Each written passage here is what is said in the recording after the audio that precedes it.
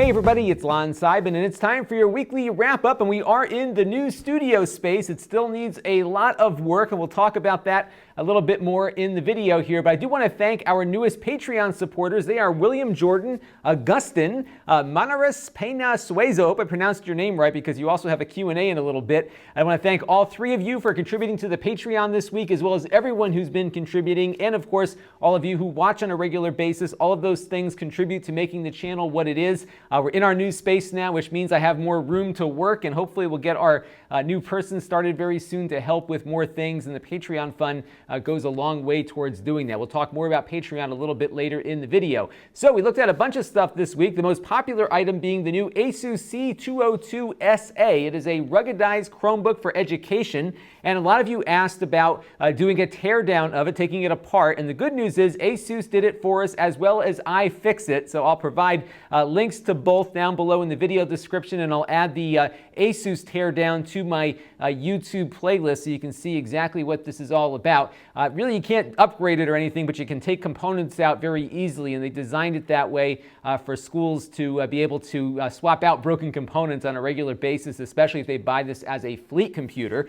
We also looked at the Razer Turret, which is a new keyboard lapboard kind of thing that allows you to use a regular mouse. And what I didn't realize, being a right-handed person, is that there's no way to switch the mouse pad over to the other side of the device. So it looks like this is going to be a right-handed centric device, because somebody who was a left-handed person wrote in to say it was useless to them because they couldn't put the mouse on the side of the keyboard that they wanted. So hopefully Razer will have a version for the lefties out there too. But right now, it looks like it's a right-hand only kind of device. So you can check out that review in our master playlist above. And we have the Corsair Qatar, which is a less expensive gaming device from Corsair. We've been seeing a lot of very expensive gaming accessories on the market lately, and what Corsair has been doing is taking some of their features that they're putting into their high-end products and making them into lower-end products. The same macro sets and all the cool software features, but in a more affordable package. So this mouse is $30, a pretty nice performer for the money. And there are, of course, cheaper mouses out there, but this is a name brand gaming mouse with a lot of higher end features that I thought was a pretty good deal at $30. And we looked at a rather wacky speaker that has a levitation feature to it, and it actually works pretty well. It doesn't sound all that great, but the speaker levitates, and it's a pretty cool effect and a nice conversation piece. If you have some money to spend on it, you can check out that review in the master playlist as well. So the new studio, we're in it right now. We still have a few more things to do, but it's definitely a workable space now. I got my home office set up over there. A lot of you are asking for a tour, and I'll do that next week because I'm hoping to get my little seating area, my little viewing area for my movies and whatnot set up over there. And once that part's in, I can do a whole full tour of exactly how I have all the workspaces set up. So that will come very shortly. But what I do have is a video that I did about my shelf here, because those of you who haven't been following the channel for as long as others may not remember, but I used to have a shelf of retro gear behind me. I've brought it back. In fact, I'm actually shooting in the same spot that I was shooting in when I started the channel many years ago, 2 or 3 years ago now, but it just looks nicer now. But I did a little tour of that shelf so you can see exactly what is on it. So we'll start with that, and then next week we'll do a tour of the room. So let's take a look at that video from my Facebook live stream. I figured I would kind of go back to the old retro theme that I had when I originally started the channel for a couple of reasons. The first is that you know, a lot of what I've kind of come to really appreciate about technology is where we've been. So a lot of the set kind of reflects where I came from, and I think that is why I want to go with some of this older stuff. So we're going to do something more on this computer later. This is my Apple IIgs. It still works. In fact, it's got a lot of stuff inside, and we're going to do, as soon as I get some time, we're going to do some stuff. That's a good idea, Doug. A life-size, I should get one of those big stormtroopers and stick it over there. That might be kind of fun. So this you guys saw in the last set that was upstairs, so that's going to be continuing here. I might put other things over here. And then I've got the retro wall back again. If you have been following me for a while, you know we used to have this as the background, and I've made some changes to it just because I lost half the stuff and can't remember what it looked like before. So I'm just going to give you a tour of everything in here. So we have a laser tag hat. I've done a whole review on the old laser tag stuff back from like 86, 87. Really fun toy that was kind of revolutionary at the time. So I'll put that down below in a video description at some point. Over here we've got a plug and play, but this is the Atari paddle controller, and this was a really fun way to play sports games on the Atari. Got a VHS tape here, just a representative sample of some 80s stuff. have some Sega 32X cartridges here. These are Atari 800 cartridges for the old Atari computer. My wife came with a lot of cool stuff when I married her, and one of those is a Atari 800. I never had one of those as a kid, but that was one of the more popular personal computers back in the day, so maybe we'll play with that at some point in the future. Then we've got a little thing for the Sega Genesis here. So we've got a Sega Genesis controller, which doesn't work anymore, unfortunately, but it works well as a set piece. And we've got Ghouls and Ghosts and Championship Pro-Am, which was the Sega Genesis version of RC Pro-Am. Below that, we have a Nintendo controller. This is an Apple joystick for the old Apple II. And I found a big bucket of stuff that I thought would be kind of fun to put down here. So that is where that came from. Then I have some just random floppy disks here. So we have Operation Wolf for the IBM PC, and then the Halley Project for the Apple II, which was actually a really cool game. You had to navigate around the solar system using the position of the stars to do it. Really kind of advanced stuff, actually, for astral navigation, and I had a lot of fun playing that when I was a kid. You had to have a star map out to try to find the planets you were trying to go move your little spaceship to. And I think they had all the moons and everything, too. It was really kind of cool stuff. Here is my ColecoVision, I don't know what the best word for it would be, but the memorial perhaps. So I have an original Coleco controller here, along with some Coleco cartridges. So Zaxxon, Q*bert, Cosmic Avenger, Carnival, Bump and Jump, and Destructor. These are some of my favorite games from when I was a kid, so figured I'd put that over there. This is a Timex Sinclair 1000. This was my first computer, actually. Didn't use it long until we got the Apple II, but it ran off of cassette tapes. So you used to have to plug a cassette player into this thing to play the tape back to load the software on it. It was very time consuming. I found this in my closet. This is an old High 8 Handycam. So this was a hot ticket back in its day, but not anymore. It's on my shelf now.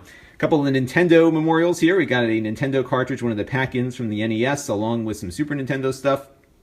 And of course, the beloved Sega Genesis will always have a prominent place here. Got a Game Boy Advance and a zip disc here. If you're not familiar with the zip disc, back before CD burners were affordable, they had these little zip drives that would store 100 megabytes on a disc, and there was a time when that was actually pretty useful, so that was there.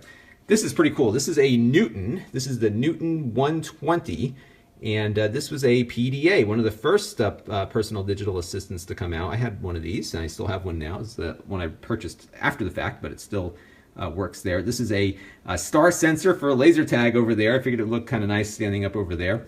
This thing is actually a really cool little pocket PC called the Compact iPac. It was pretty hot back in its day. My battery's dying here, so I'm going to be logging off here in a second, but that was a pretty cool device there. I got an original iPod. Actually, it's probably like a second generation iPod because it doesn't have the click wheel. And then I have an old Blockbuster case, which I thought was pretty cool.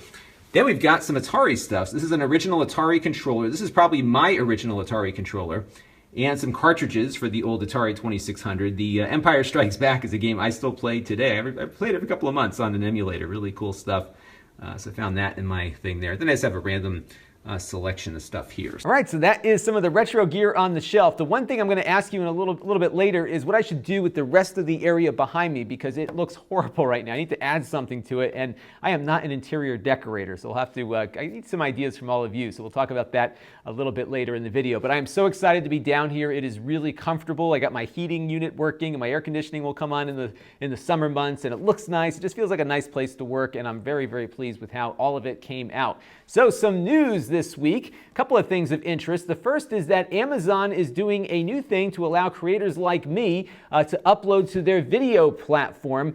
They call it Video Direct, and I sent up a few videos already. Some of them are being watched, so I'm starting with some of my more evergreen content, things like what is a Chromebook, and maybe I'm going to send up the video I did about in-home game streaming and whatnot. And people are actually finding this stuff. I'm not sure how, so I'm going to upload a bunch more videos and see exactly how it plays out. What I like about Amazon's platform is that they make it freely available to Prime members, but they pay you based on the number of minutes that those Prime members watch. So there's no, I think there's an advertising supported version also, but it looks like at the moment a majority of my viewership is coming from Prime members. So everything on the Amazon stuff will be the same that goes up on YouTube. What's interesting is Amazon is reviewing all of the content before it goes up. So I have one video that's been approved and posted, but like 4 or 5 others that are just kind of sitting in queue. So we'll just keep throwing stuff up there and see what happens. But but really nice to have yet another platform and one that compensates creators for their works. I'm on Vessel now, YouTube, and now Amazon, all the same content everywhere, so I'm not going to do anything exclusive to any of those platforms. I also found this was rather interesting. Somebody wrote in about this. AOC is coming out with a Remix OS all-in-one, and what's neat about this concept is that this is essentially a flat screen monitor with some low-end Android gear on the back, but because Remix OS makes the Android experience so nice as a desktop, they've actually been able to make a very functional working all-in-one computer with really for about what a regular monitor would cost. I would imagine it's probably only a $50 or $60 price premium to get the logic guts that they've put in there to run this. So it is a lower end ARM core, but I think it could do pretty well with Remix on a low-end processor, as we saw with the Remix PC we looked at back over the holiday season. So we'll be on the lookout for this. Maybe if they bring it to the US, I think it's in China only, we'll get a demo in here to check out. But I'm really kind of excited to see what Remix OS finds itself getting installed into, because it does bring full computational capabilities to devices that were normally just accessories, and I'm really eager to see what that's all about. So we'll be on the lookout for that. And Google I/O 2016 kicks off this week. I think their big keynote is on Wednesday of this week, and we'll probably hear some big news about Chrome OS. We saw some inklings. I mentioned it about a week or two ago that there appears to be some Google Play Store features working their way into Chrome OS, and if that's true, we're probably going to hear about it on Wednesday during the keynote. So we'll see what this brings for Chrome OS users, but I have a feeling Chrome OS is going to get a lot more interesting in 2016, and I'm sure we'll see a lot of other cool stuff coming out of Google I/O. This is when they announce all their big new features and applications for the year. So stay tuned. We'll see what's coming up, and if there's anything demonstratable, I will try to get a look at it. And now it's time for some Q&A, and our newest Patreon supporter has a good one here. Looks like the HDHomerun DVR is now running on Android, and you can run it on the Nvidia Shield TV and have it be a self-contained DVR unit. So the Nvidia Shield Pro has a 500 gigabyte hard drive, and it will allow you to install the HDHomerun recording engine and the client on the same device. And I'm going to be testing this out a little bit later this week. I do have a Pro upstairs that I'm going to use as my guinea pig for this experiment, and I think it's working. So we're going to give it a shot. I'll record some stuff, and we'll take a look and see how it works. What's neat about this is that you can have the Nvidia Shield be the recording device, the client, as well as the server. So the HDHomerun record engine running on that Nvidia Shield can also serve content to other Android devices in the house. So we'll see how all of that works together. I still think having a NAS device like a Synology or a WD MyCloud is probably the best way to do this HDHomerun DVR, but if you're looking for something more self-contained, this might be a good way to do it, and 500 gigabytes of storage that's on the Nvidia Shield should do it. The adoptable storage will also work with it, but you do have to make the external hard drive internal storage, and we've done 2 videos now on the complexities around this adoptable storage stuff from Android. It's not the easiest thing to figure out, but if you do get a larger hard drive, you can plug it in, have the Nvidia Shield adopt that drive as internal storage, and you'll be able to store more video on it too. So we'll be on the lookout. Probably later this week we'll get to that. I'm really eager to try it, so once I get it working, I will share it with all of you. Now, this next question is one I get every week here on the channel about my low-cost computer reviews, and that is whether or not those low-end PCs and Chromebooks are good for college or university. Now, it's a hard question to answer if I don't know what you're going to school for, but I would say by and large, if you are in a research-heavy kind of major, like an English major or a political science major or something like that, where you're writing a lot of papers and doing a lot of research, those devices work really well. In fact, the Chromebooks are great for that. So if you're not much of a game player, the Chromebooks are great because everything gets kind of stored up in the Google Cloud, and if you lose or have your Chromebook stolen, you can replace it for $200 and everything just kind of comes back to exactly where you left it. Of course, you can back up a Windows computer, but a lot of those files are often stored locally unless you push them somewhere else. So I do like the Chromebooks for that. But if you're in a more technical major, like a video editing kind of thing, or an audio engineering kind of thing, or regular engineering where you're doing a lot of 3D drafting, then you probably want something with a faster processor and most likely something with a GPU or discrete graphics processors so that you can do your work faster, because you can certainly edit video on these cheap computers, but they don't have a lot of memory, they don't have a lot of storage, and they're very slow processors too. So you're going to be waiting around a long time to get your work done, whereas if you spend a little bit more up front, maybe go from $200 to $800 or maybe to $1,200 or a little bit more, you will get something that will get that work done for you faster. And I think there's something to be said about making an investment early on in something that improves your workflow. That's been kind of my mantra here on the channel. So don't sell yourself short. If you need something to do a technical major, I would certainly look at an i5 or an i7 based PC, and also if you can afford it, get one with a discrete GPU, because you will get your work done faster. And sometimes sleep is a good thing, especially the night before a big paper is due or a big project is due. So I would certainly do some more research if you are in a more technical major to see what you might require there. The good news is that we're seeing a lot of i5 and i7 even based machines that lack the GPU but have decent computing horsepower for not much more money. So there are some great options out there. We've reviewed a few on the channel before. So definitely when you ask those questions, let me know what you're going to school for, and I can give you a better idea as to what works and what doesn't. Last question here is from Bean Green 2004. He and a few other people have noticed something that happened to my poor Apple Watch here. Look at that. My daughter grabbed it and dropped it off my counter the other day by accident, and she was she felt very bad about it, so it's hard to be mad at these kids about it. But this is the Sport Edition watch, and this is about a year later since I got it. So I'm probably going to do a video actually about what I'm doing with the Apple Watch a year later. But if you're curious as to how well the Sport Edition holds up, the answer is it held up very well initially, but I think over time, when I keep bumping into stuff, I kind of weakened the glass on it to the point where when she grabbed it and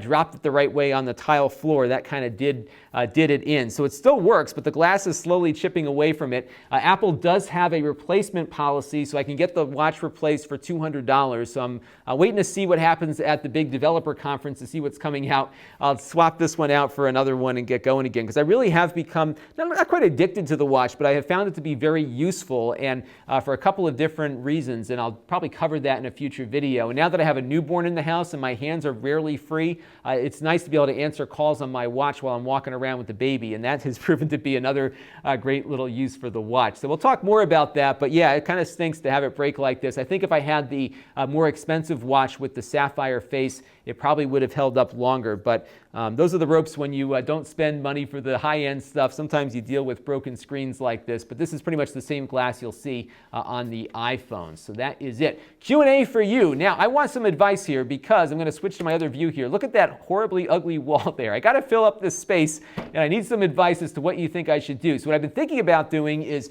pushing this shelf over and then putting my other one next to it, but that still leaves the problem of a barren wall over there. So I'm going to probably look around and just talk to some friends about what I should do back there. I do have a friend who is a very gifted set designer, so I'm going to probably call him up and have him come by and help me out a little bit. He's my college roommate. I think he's won Emmy Awards, so he knows what he's doing. I showed him a text of my little setup here yesterday, and he said, I need help. So I really do need help. So give me some advice, though, what you'd like to see back here. I got to be careful, though. I've been very mindful of not putting too many visible logos in the background, because that can get me into copyright trouble, and I'm trying to avoid that. So give me some ideas. I'm thinking about actually printing up some of these posters that NASA released recently.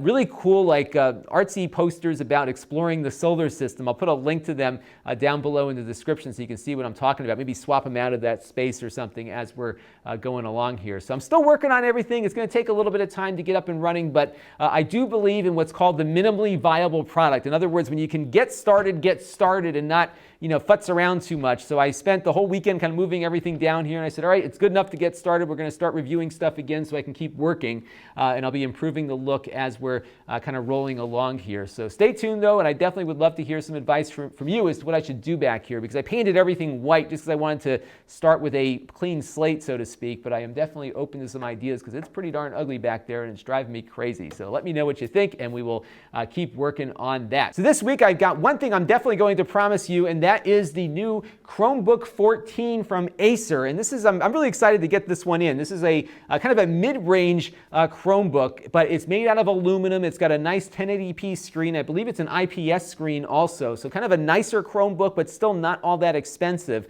And we'll get that in hopefully Thursday or Friday. So by the weekend, you should see that. I know a lot of you had asked me about it, so it's coming in through that Amazon Vine program again. So we've got a pretty cool thing to check out. Got a bunch of other stuff this week too, like the Nvidia Shield thing I'll be playing with. And I'm not sure exactly what order I'm going to get to all these things in, but we'll get them up as we go. And I've got a pile of Lenovo stuff sitting here too, so you'll be seeing maybe a little bit more Lenovo stuff entered into the workflow here than you're used to, but I just want to get through a lot of this stuff because they sent over some really cool things, including a low-cost ThinkPad. And I know some of you think that ThinkPads are ugly, but some of you really like them but don't like the price, and they have a low-cost version now too, which we'll check out when we get some time later on this week. If you want to help the channel, you can do so at Lon.TV/Patreon. You can also visit my fan funding page at Lon.TV and make a one-time contribution to the channel. And of course, we've got my Amazon shopping page. So if you go to Lon.TV/Amazon, anything you purchase on Amazon after clicking through to that link will get you the same price, but get us here on the channel a little bit of a share of the sale. So if you want to do that and you live in the US, you can do so. So any help you can make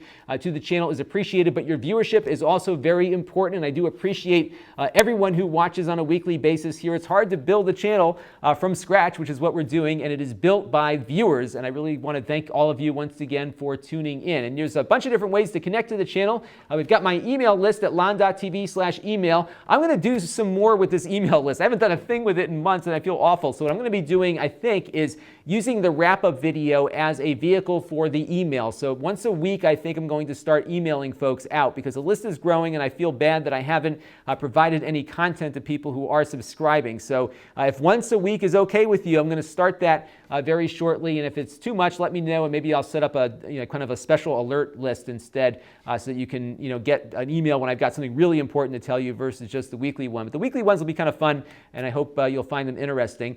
We got the Facebook page at Lon.TV/Facebook. I'm going to be doing more and more live streams on Facebook because I think it's a better platform for a random pop on and say hi kind of thing versus YouTube, because the YouTube subscribers, I don't want to fill up with content that I haven't spent some time getting tweaked and getting right. So Facebook is kind of fun because I can take my phone out, hit a button, and start doing a live stream, and it's been really good actually. We've been getting some fun viewership on those. So if you go to the Facebook page and like the page, you'll see me when I pop up on there. We got the Reddit page at Lon.TV/Reddit, and Lon.TV/store has a bunch of stuff that I reviewed that I'm getting rid of for a good price. So if you saw anything in the last couple of weeks that you might like to buy, I've got them below retail price essentially because they are used items having been reviewed here on the channel. So those will all be up there for your perusal. So check it out. I've got a bunch of stuff that is waiting for a new home. So that'll do it for this week. Hopefully you'll see something more back there. If I get really lazy, I'll just stick a couple of plants back there and be done with it. But I definitely want to fill in that space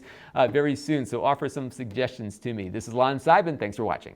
This channel is brought to you by my Patreon supporters. If you want to help the channel, you can by contributing as little as $1 a month. Head over to Lon.TV/Patreon to learn more. And don't forget to subscribe. Visit Lon.TV/S.